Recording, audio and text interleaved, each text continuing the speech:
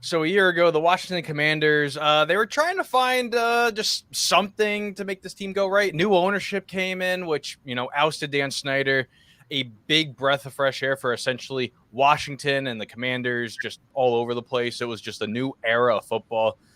But you can't really go new era without the record, and the record kind of shows on the screen that it wasn't that good of a year last year.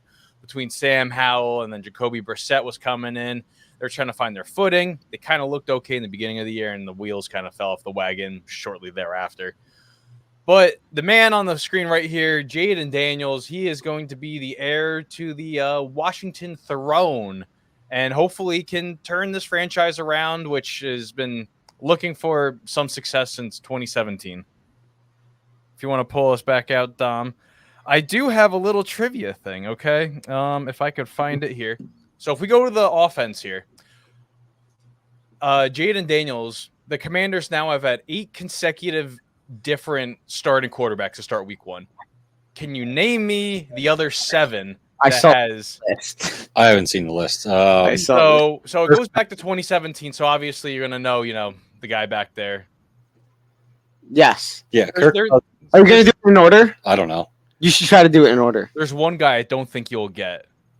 He really didn't play. Didn't start. Did he? Not one time. Yeah. Heineke's not even on the He list. didn't start. He was always a late season. Yeah. A late season guy. So, Kirk? Well, Sam Howell. Yes, Sam Howell. So, yeah, I'll give you 3 because we already know Jaden's the guy. Well, you said there's 7 others. Yeah. Well, yeah, Jayden plus 7. So there's 8 it's been 8 different starters. Jeez, I'm blanking. Alex Smith was the year after Smith, Kirk. Yeah. Then we have the guy that played against the Eagles in the NFC Championship game. Yeah. He was Skolling, that guy? Oh, Case Keenum. Oh God, I forgot about that one. Totally forgot Case crazy. Keenum was it Redskin commander or football team at that time? That was still Redskin. Wow. And it's coincidental week 1 was against the Philly in Lincoln Financial Field. So we tend to start our season against them for some reason. What about Carson? Was Carson a starter? 2022 was Carson. So we got Jayden, Sam, Carson, Case, Alex, and Cousins. So you're missing 2020 and 2021.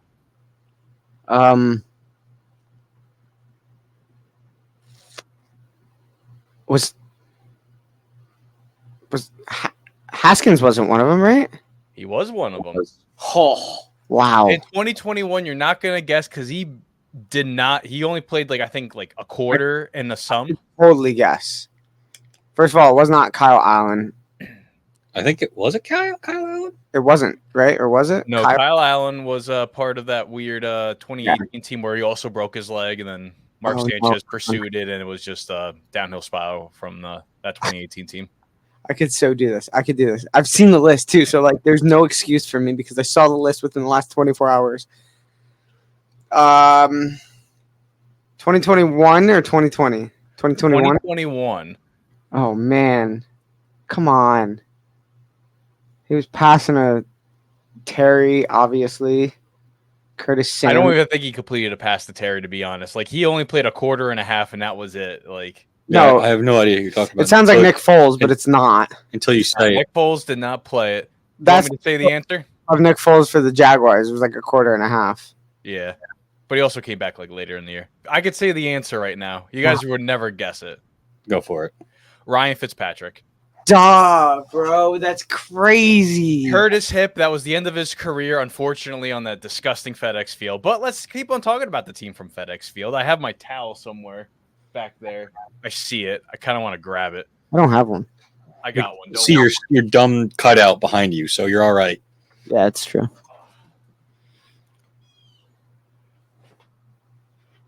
You hear that eagle in the background? There we go. Yeah, the football team division champion towels. Is that a sign or something? All right. That's kind of wild.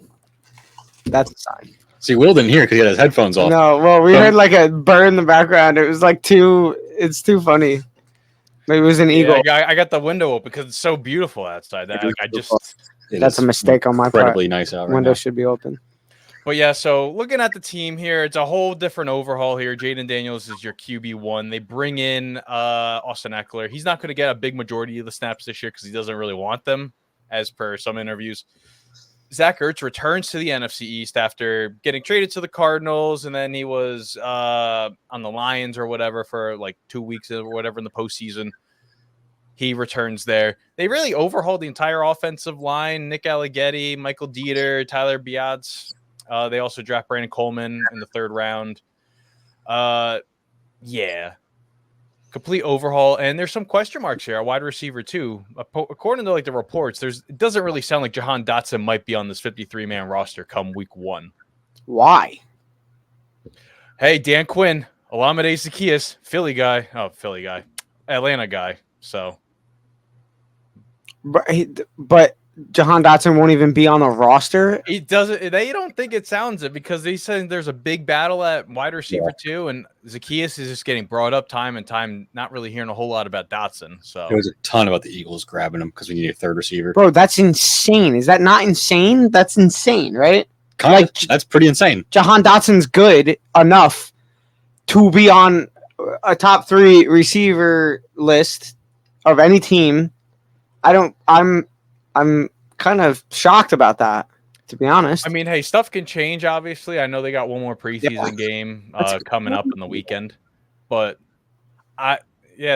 Jamison Crowder returns. He was on the team last year. They draft Luke McCaffrey, and the last name Ed McCaffrey, Christian McCaffrey, just another 7-foot tall monster that the McCaffreys just have on hand. That's yeah, okay, wow.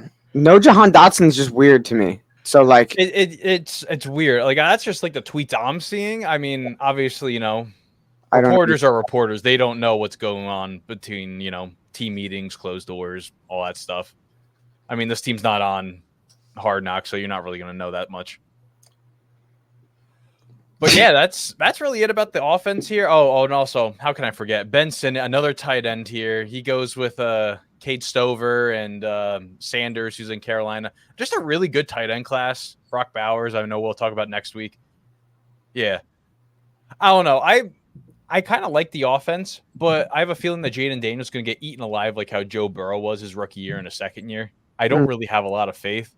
And this is not my biasness between me playing the Commanders in Madden, and I got destroyed behind this offensive line consecutively. So I don't hate it. Sam Cosmi's good. Biotish they picked up who's good. Wiley, I mean, what is at this point? It's just the left side. You don't know, but they got a 1st round or a 3rd round pick to help solidify that end. Yeah, that's kind of nuts. My favorite thing looking at this, though, is after Jayden Daniels, it's like every somewhat notable college quarterback. Yeah, kind of is, huh? Of the last 10 years. Mariota, Jeff Driscoll, Sam Hartman, and Trace McSorley. The best hair in all of football, Sam Hartman. I got nothing else on this offense. Like I think Jayden Daniels can have success, especially if whatever happens with Jahan Dotson, he stays in. He can play. I really like the receiving core. Diami Brown, Luke McCaffrey is going to get touches. Austin Eckler is going to be catching screens out. I don't hate this either. I just it's just the offensive line weird to me. But as Will said, it's talk. And I Googled it, and there's a ton of articles about, hey, the Lions could be a place where Jahan Dotson lands. Hey, the Patriots are on the radar. Hey, the Steelers could make a trade for Jahan Dotson. Hey, the Commanders need to make one trade before week 1, and it's Jahan Dotson. So, I mean, not wrong. That's all stuff I just read real quick. Headlines. Send it. I need them to get a good number 2 there. But, I don't know. And Cliff Kingsbury, who I totally forgot until like yesterday. Yeah. There. Wow. So is Jayden Daniels going to throw 700 4 verts? Yeah, pretty much. I mean, Brian Robinson's cool. I'm glad that they have him listed ahead of Austin Eckler because I'm over Austin Eckler. I've been over Austin Eckler, but like that's a great addition to this team as well. I mean, that's solid. I don't hate anything on this team specifically. I just think if like if it's the offensive line that kind of crumbles, it's going to be kind of like a very slow year for Jayden Daniels. That's kind of like the question there. But I don't think it'll be as bad as like Bryce Young's year. So or Joe Burrow's rookie year, yeah. Well, let's shift over to the defensive side of the football here, where they do make a couple of more moves here. They draft Mike Sandstill out of Michigan, Newton, defensive tackle out of Illinois, just Big Ten people all over the place. It's a beast. Johnny. They do add Dorrance Armstrong, Clelin Ferrell, Dante Fowler, Frankie Louvu, Bobby Wagner. There we go. That's what I was trying to say. Michael Davis, Jeremy Chin. But then they also lose, pieces. They trade Chase Young and Montez Sweat by the trade deadline last year. So two crucial guys who would get to the football are gone. So gotta replenish that somewhere on this team. And they also lost Kendall Fuller, Cameron Curl. It's really not a horrible defense, and I think Bobby Wagner could really fill in that London Fletcher-esque role where it's, he can be the heart and soul of this defense for however long he might be playing for, 2 years, 3 years, 4 years, whatever's left. But I don't hate it. I know this isn't a team that's going to help you. Oh, if you want to look for a playoff spot, I know that's kind of ridiculous for the Commanders. Like, oh, hey, playoff spot. This isn't really going to be that team that's like, you're going to get there with this defense. Yeah, I mean, it's better than I thought it was going to be, considering they traded away pieces and lost a lot of pieces out of what was a kind of solid defense. I thought they were going to leave regardless. So so it is what it is. But I mean, you had to put something together, and I don't think this is as bad as it could have been. There's good pieces. Then there's like Clelin Ferrell, which I don't know. Yeah. I don't know how to read that one, but it's not bad. I don't think it's bad. I don't think it's great. I just don't think it's bad. It could have been worse. So, I mean, all right. It is what it is. I don't even think Emmanuel Forbes is like sniffing the starting spot anymore. Like they kind of just like put him in the back seat already. No, he's getting demolished at camp. I know against the Jets he was getting just destroyed. And I don't know how he did against the Dolphins this past week. I don't even know who they're playing to close out the preseason. I don't know. I mean, here's the thing. You went from a 4-13 team, so like it is what it is. You can't have high expectations right now. You got to build. So you know what? On offense, on defense, like okay, it is what it is. I mean, this defense isn't incredibly young, so I don't know how the building will be there, but it's not bad either. Like it's not like a defense that's just gonna get destroyed every week. So I don't know. It is what it is. They'll hold their own in some games. They won't in others. The offense will in some games. The offense won't in others. It is what it is. It's a trial year, new head coach, new team, top to bottom, new quarterback, even though that's a theme every year on this team. It just, is what it is. You had to start somewhere. So here we are. I think that's ultimately what it comes down to. Let's shift to the schedule here, where at least this is a readable. Readable? Yeah, I don't. That's a word. Yeah. I don't mind this one at all. Honestly, before the Giants game, it's gonna be not smooth sailing, but these are games you're gonna win. Having to play the Eagles twice on the backstretch and the Cowboys twice on the backstretch is gonna suck a lot. Yeah.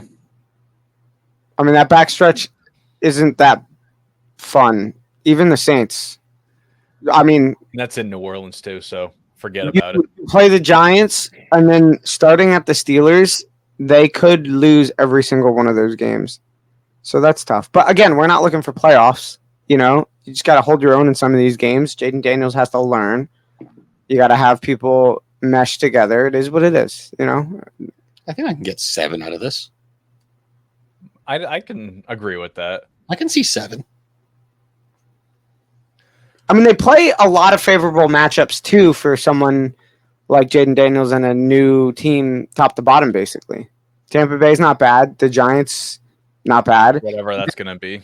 The Cardinals, that might not be bad. Yeah, you play 2 AFC North. That's a little tough. Panthers, Chicago, Giants. That little stretch is cool. So it is what it is.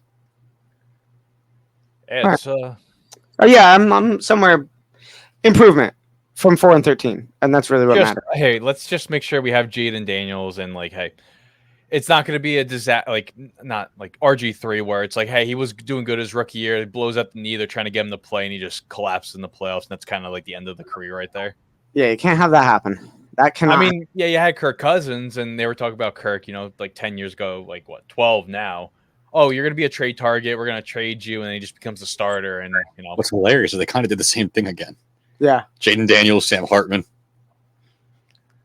the best hair in the NFL. Here we go. It's almost identical too, like the really athletic, like freak quarterback, and then the pocket presence man, pocket passer who's super accurate. That's kind of funny, actually. Let's hope it doesn't fall down that rabbit hole again. That would be the wildest thing ever if it happened again. Under completely new ownership, management, everything too. Like nothing is the same as what it was then, other than they play in the same place. Nothing else is the same except for maybe the colors, kind of. That's it. Like, so that is kind of funny.